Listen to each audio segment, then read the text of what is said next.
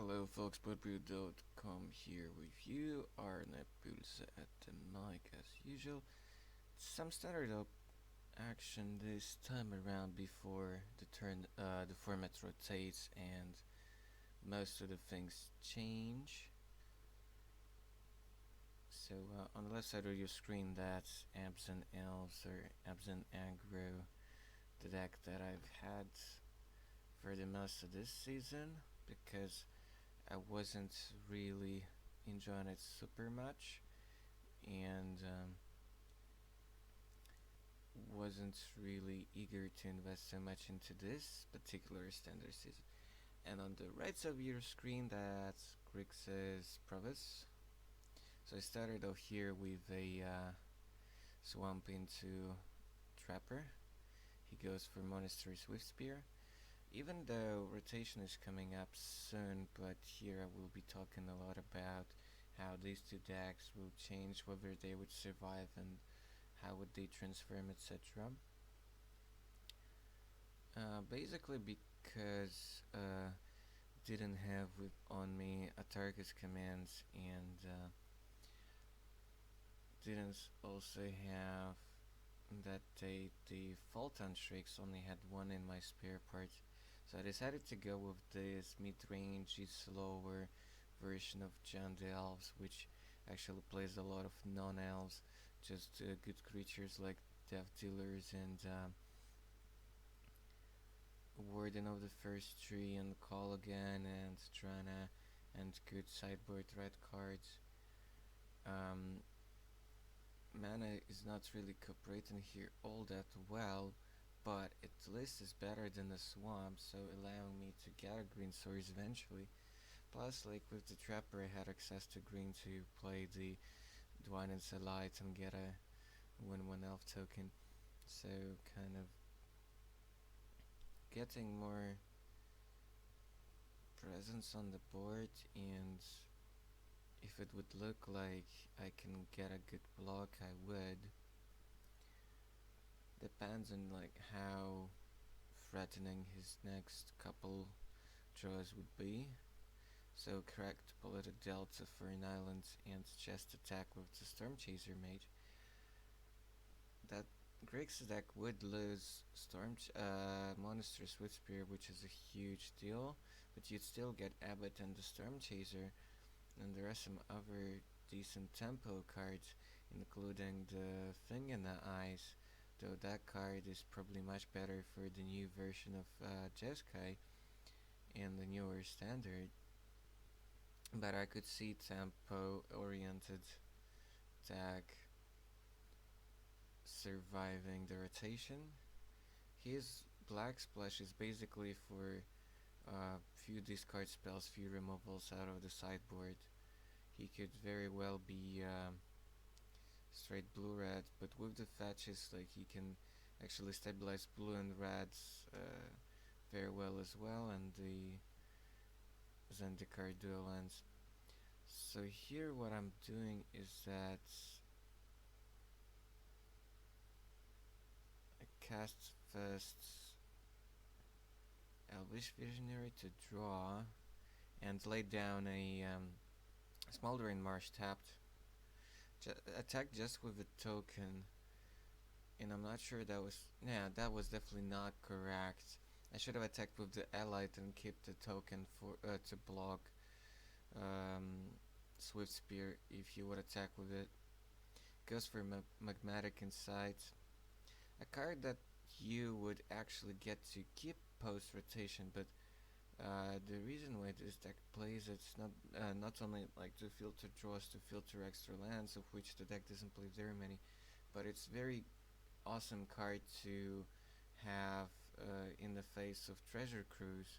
So just filling up your graveyard so nicely, just 3 cards in the bin for 1 mana for Cruise, and Cruise is amazing in this type of deck for sure. Though of course it's much better at some other maybe Jeskai decks with more different answers. So his creatures are coming in for a lot of damage here as well. Also before blocks he kills the Allied. So he is representing a lot of damage here, but I decided to take it all in because I had some plans for my creatures in play. I figured that I could have a better race if I just keep few extra guys on board. For the Elves deck, things are much better post rotation, of course. It's not gonna be transformed so much. This one is more about value, but there is also like the Junt all-in version of Elves with a Targus commands and less lands and more mana dorks and messengers and etc. Of course, both versions play collected companies. Okay, here you see him about to cast an Abbot of the Carol Keep. He casts it, flips a Teamer Battle Rage, really not something he wants to see in this situation. I think he doesn't have a second land here in hand. So that's a bit unfortunate. I actually attacked with my whole team last turn because I had a collected company and if I would be most likely on a chump blocking duty. Well, I can't block now, but he cannot actually one turn kill me here. Yes, he made his guy unblockable and drew a card off of that Gatewatch card. So I can't block any of his guys, but my company could actually do something here. But I think this is the time when I'm actually gonna be super sad. It's weaved completely. I saw more lands in other company. And what else was it? I think another 4th drop, a creature, the Elf Lord, and also call again. So that was disastrous. The company is not supposed to weave here because even though I play a few more lands than normal list you saw from GP Brussels maybe, but I have like nearly the same ratio for creatures and spells like it should be. And okay, play some Elves with the help of the Trapper mana as well, and then play the well, not Death Rate, Shaman of the Pack, drain for a bunch, and then send the token in. At the list the token and also Visionary, and I think I shouldn't have done that because I should have played more carefully here because I have 3 blockers, but if he removes one and then have another spell that's pretty much lethal.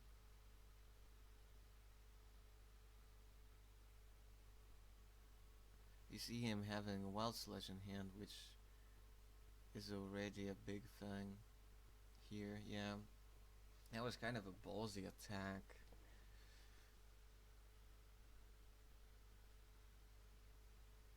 Because I think I had an Elvish Lord in my hand, so I could have done that. He goes for Titan Strength on the Storm Chaser, and that's already enough. That's already 5 damage. So perhaps this ballsy attack last turn wasn't so bad.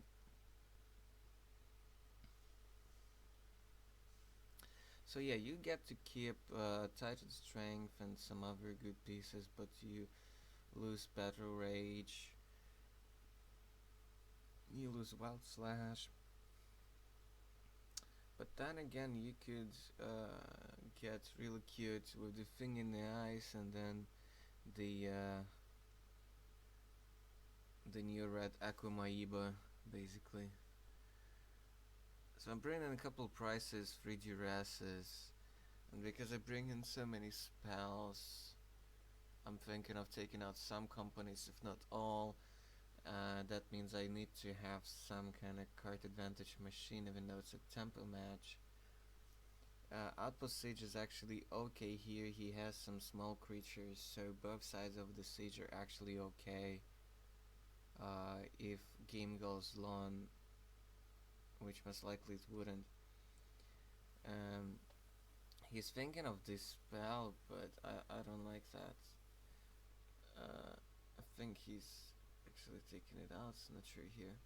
So I was thinking about rending volley because it kills at least the storm chaser, but I didn't see any other blue creatures, and I wasn't sure like what was his exact configuration. So Sage comes in for sure. Arc Trails come in just to remove his guys, taking out some higher drops. At least the company because I bring in so many spells. So he's taking out some fillers, some supportive spells which are not super essential. Definitely taking out the crews. Um, I don't mind him taking out one Teamer Battle Rage here because after sideboard things can get a bit more interactive than game 1. So he's taking out actually 2 copies of that spell that gives the guy haste and draws him a card. Yeah, I don't like that D-spell.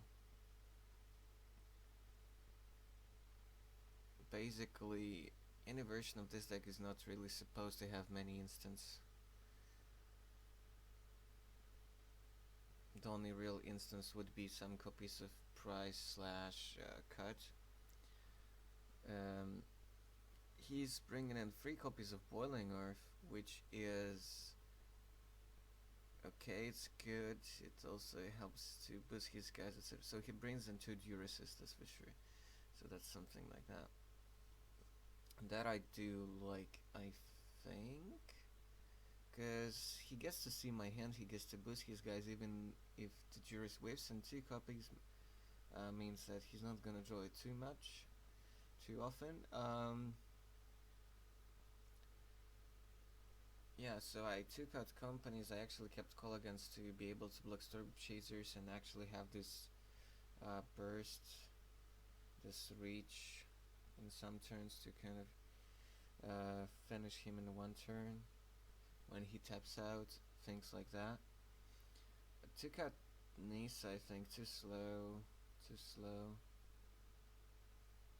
not really gonna impact the games that well, unlike in some other matchups.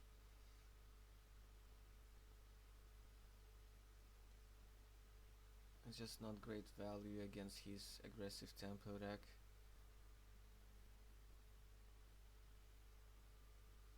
And I think I took out Visionaries, so one of the creatures that can be killed by Falling Earth. Without Fetches in the new standard, it will be really hard to fix mana for this deck for Jaunt Colors. If there would be some good duels and shadows of Innistrad, then I could still consider splashing red. Not only for a Tarkus command, but because you still get to keep Roast, you still get to keep Price. I think Arc Trail rotates, I'm not sure. I think it was reprinted on Dragons or something like that. But you do keep like, as I said, Roast, Price, Rending Volley. So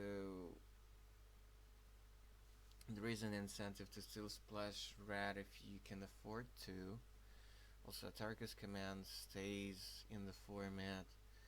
You get to keep that. So expect some Atarka red decks at the start of the season. Because it loses some cards, but now the deck has some new tools from the Zendikar block, like Nisa and the Bushwhacker. Okay, Swamp and the Juris, and I think I'm taking out the Strength. He would be stacked in 1 land. Bullet Delta doesn't only gets him untapped islands. So there is that.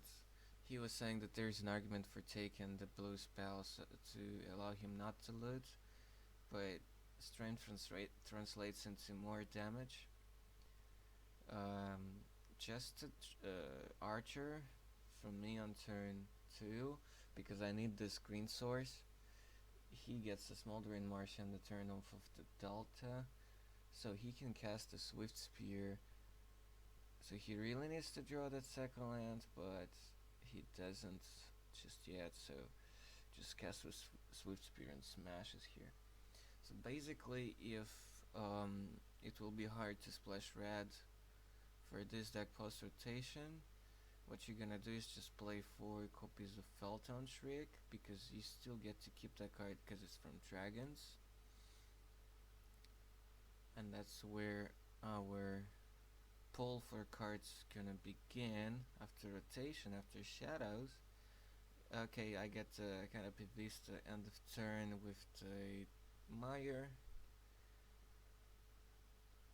and this game is just silly.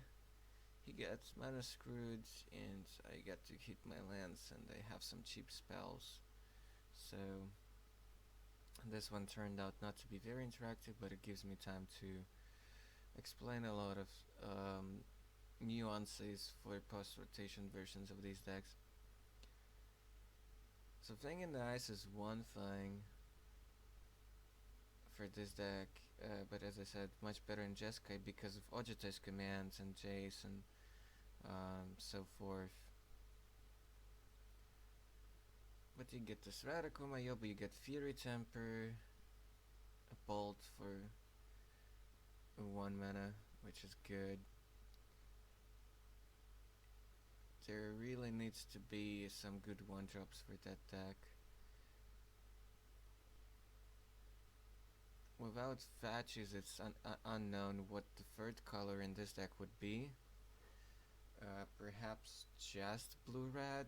You still get some tap lands, some man lands, and the pain lands. I mean, Shivan Rifts to fix your colors. Arc Trail takes out the Swift Spear and deals 1 to head, and then attack for 4 more because Archer triggers on the attack, and Allied deals 2.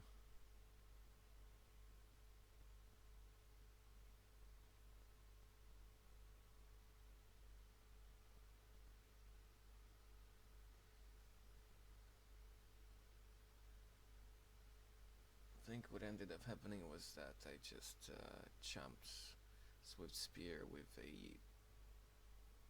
with a token because it was boosted by Titan Strength.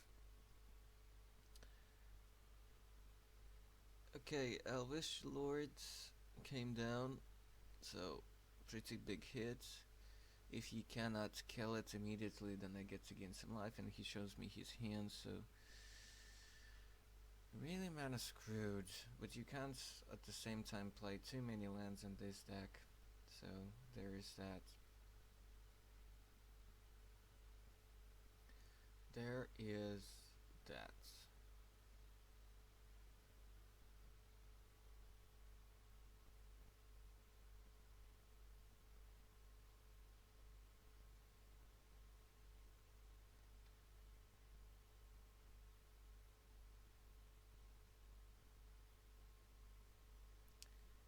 I still have some high hopes for more cool cards for this Grixis deck, or I should rather say Blue-Red Axe, because the third color is really unknown at this point.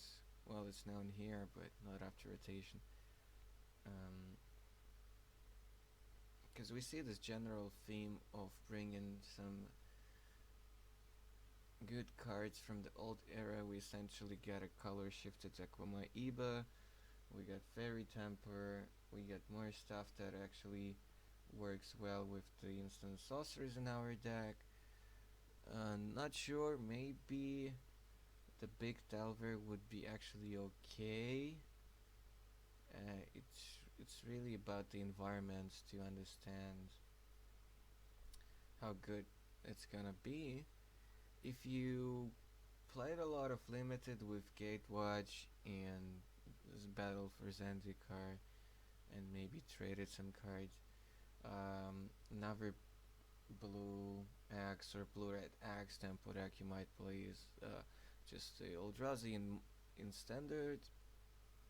Get your aggregates, get your Ruination Guides, get your Smashes, Whatnot, Seer, Mimics, etc.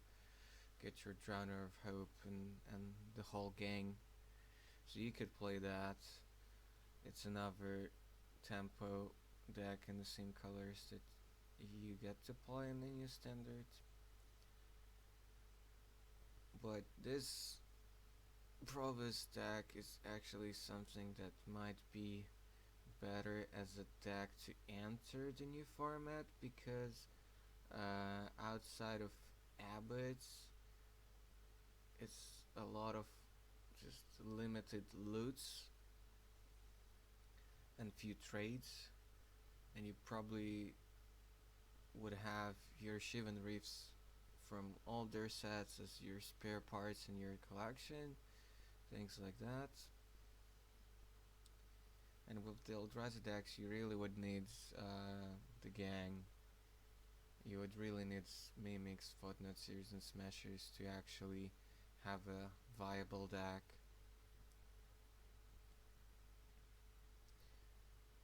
But with Blue-Red X, that's not necessary.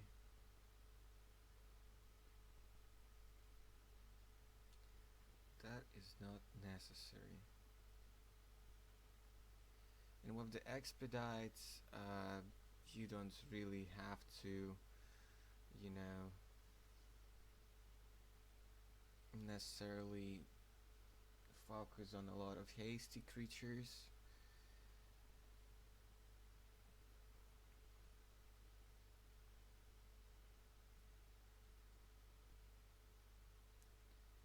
You still get dispels. Disdainful Stroke is a big loss. You still have negates. I'm talking about now protection spells and general counters. You still get Ori, which is not amazing, but still okay. You get the new free mana counter spell that exiles. Then you get the new counter sorcery for 1 blue. Essentially a functional reprint of the envelope. He gets a pretty fast start here in the third game. While I have just an archer, he already has 2 swift spears, doing some work, fetches up an island, makes one of them unblockable, so triggered both. This is two free creatures smashing in.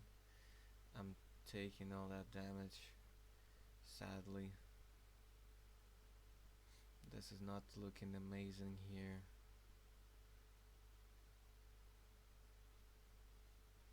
Gonna Duras him first. I'm taking out a 1 copy of Boiling Earth. I see just a land and abbot, so I should feel relatively good about my game here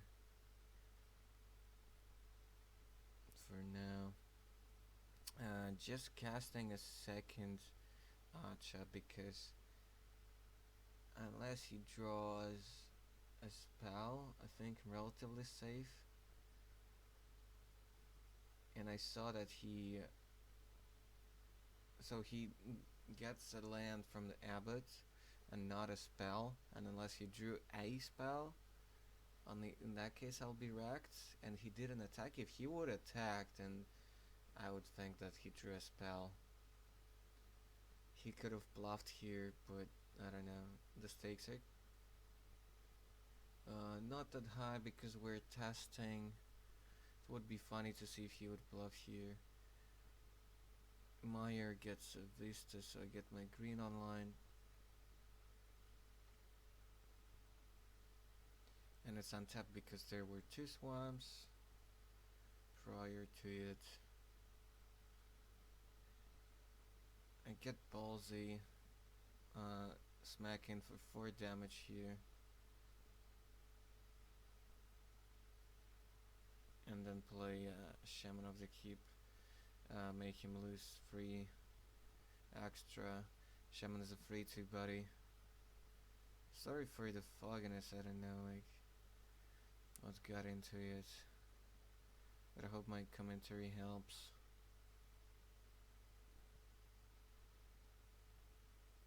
Even though some cards are not the most common ones, yeah.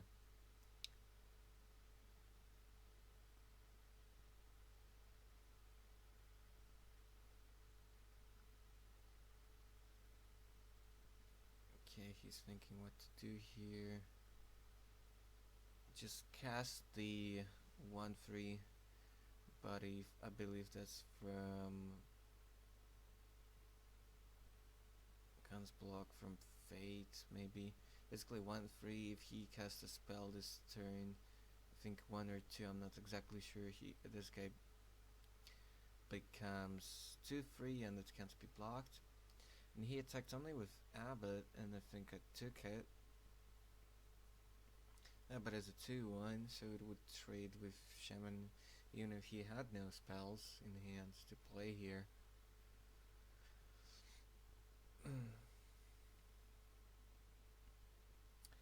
And you see one copy of another Boiling Earth in his hand, which right now is not doing a whole lot. I'm attacking with the gang. He takes 2 immediately from the trigger, and actually decided not to block anything at all, just so that I can block more dudes and actually race. I played out my hands, Death Dealer and Divine Angelite, because I really did not expect at all what's gonna happen next on his turn. He fetches up a 4th land with the Delta.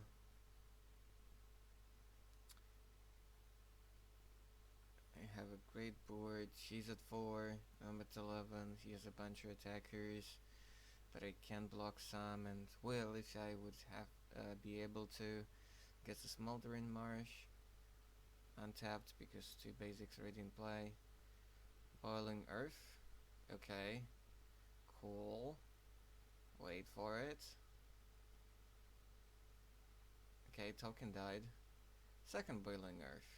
I get completely shreked. My whole board is gone. Everything is gone. He gets to Prowess his guys, and I think it's a lethal attack with the team. Right, he drew all 3 of them, he boarded 3, I discarded 1, and he drew 2 pretty much in a row. Well, that happens, that's magic. Okay, I hope you guys enjoyed this. Don't forget to subscribe. Leave me any feedback in the comments below. Tell me what you think, how this deck's gonna shape post-rotation. I particularly want your opinions on any builds of Blue-Red X Tempo deck in the new standards after Innistrad, but don't talk about Eldrazi because that I think is more or less solved. It's the builds are very easy to see. Alright, thanks for watching. I'll see you next time with some modern action. There'll be Elves and Company with Jeskai, Resto Kiki once again, a more tempo based approach. Goodbye, folks.